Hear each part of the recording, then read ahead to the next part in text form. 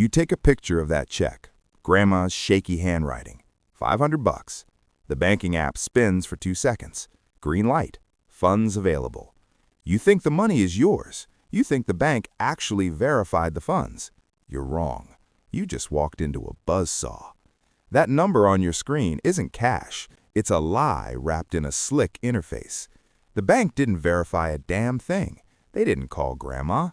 They just floated you a predatory loan, a silent, invisible loan you never asked for. It's a Trojan horse rolled right into your checking account.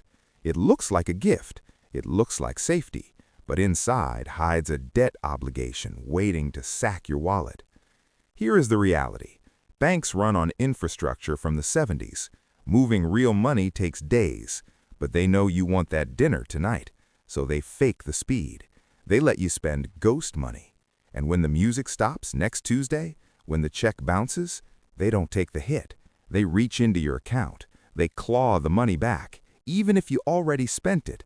This isn't a glitch in the system. It's the business model, and you signed a waiver letting them do it. Meet your enemy. It isn't a cigar-chomping executive in a corner office. It's a line of code. It's that friendly green text labeled available balance. They hired the best user interface designers in the world. They studied your dopamine receptors. They know exactly what happens when you see green numbers. You relax. You feel flush. You stop asking questions. But peek behind the curtain, behind that slick, futuristic app, it's a nursing home for computers. The actual clearance system is older than disco. It's a dusty mainframe running COBOL. It moves money at the speed of a stone turtle. They know this. They know the check hasn't cleared, but they don't tell you pending verification. They don't tell you don't spend this yet. They tell you it's available. That is a calculated choice. They are prioritizing frictionless experience over financial truth, because friction saves you money, and friction costs them overdraft fees. They built a system that assumes the check is good. They hand you a loaded gun, they point it at your foot, and they tell you to pull the trigger. They call it expedited funds availability. Sounds like a service, right? Like they're doing you a solid. Wrong. It's a trapdoor spider waiting for a vibration. The moment you spend that provisional credit, you aren't a customer anymore. You're a debtor. You are spending the bank's money. And unlike a credit card, there are no protections, no grace period, just immediate, brutal liability. They designed the interface to hide the risk. They buried the warning in a 40-page PDF. They want you to fail, because your failure is their profit margin. Here's exactly how they do it. You snap the photo and hit deposit. The bank's algorithm glances at the image. It doesn't verify the signature. It doesn't call the issuing bank. It just checks if the numbers look like numbers. It's like a bouncer letting a kid into a club because he drew a mustache on his face with a Sharpie. Close enough for government work. Federal law actually forces their hand here. Regulation CC demands they give you access to the first 200 bucks by the next business day. But banks want to look competitive. They want you to love the app. So they don't just release the minimum, they release it all. They credit your account immediately. This is the provisional credit. Memorize that term. Provisional means we can take this whenever we feel like it. But the app doesn't say provisional balance. It just adds the zeros to your total. They are fronting you the money based on a probability curve. They calculate the odds that you are a fraudster. If the odds are low, they give you the loan. You go buy groceries. You pay your landlord. You send 500 bucks to your cousin. The money leaves the building. That cash is gone. It is real money now.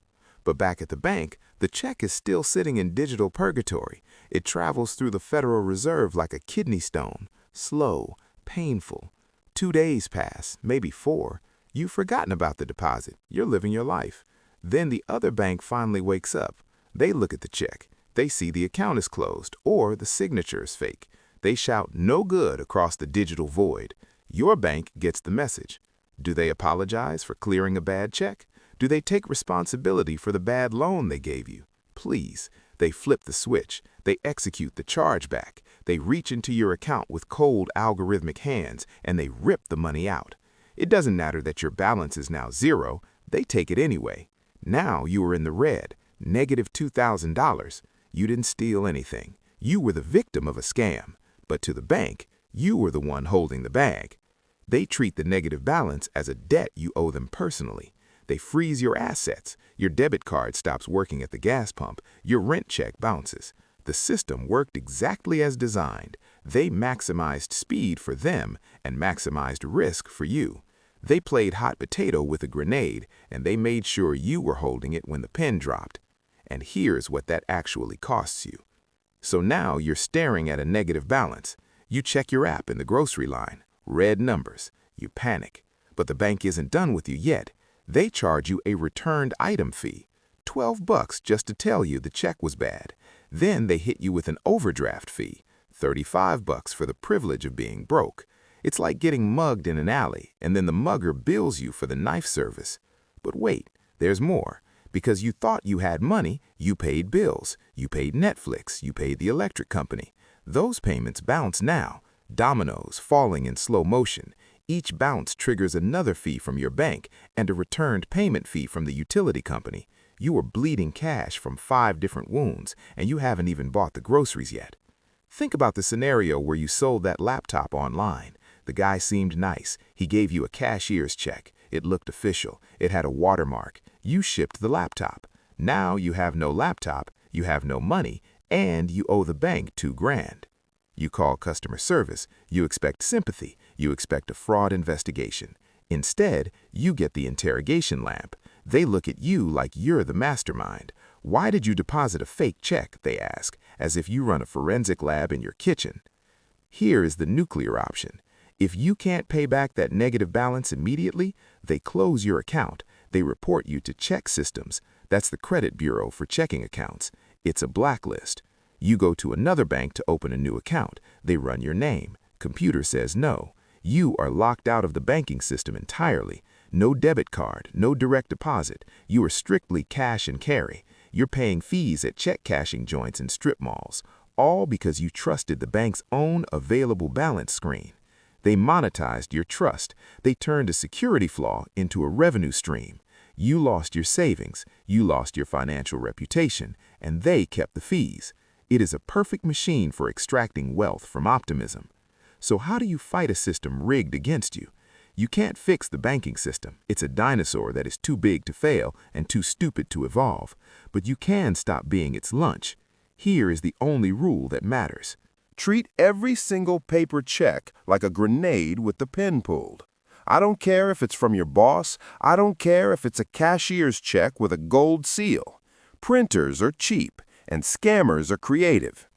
When you deposit that slip of paper, do not touch the money. Ignore the green available text. That text is a digital hallucination. Let the funds sit there. Put the money in quarantine. Give it 2 weeks, maybe 3. Let it age like a fine, disappointing wine. If the sender complains that you haven't shipped the item yet, let them scream. Real buyers wait for clearance. Scammers are always in a rush. Speed is the weapon they use to bypass your brain. The bank wants you to feel rich instantly, so you spend instantly. Don't give them the satisfaction. Stop looking at your banking app as a wallet. Start looking at it as a scoreboard where the referee is betting against you. If you spend money that hasn't fully cleared, you are taking a loan from a shark that smiles. And when they come to collect, they don't break your legs, they break your future. So next time you see funds available, remember the truth. Availability is just an opinion. Solvency is a fact. Wait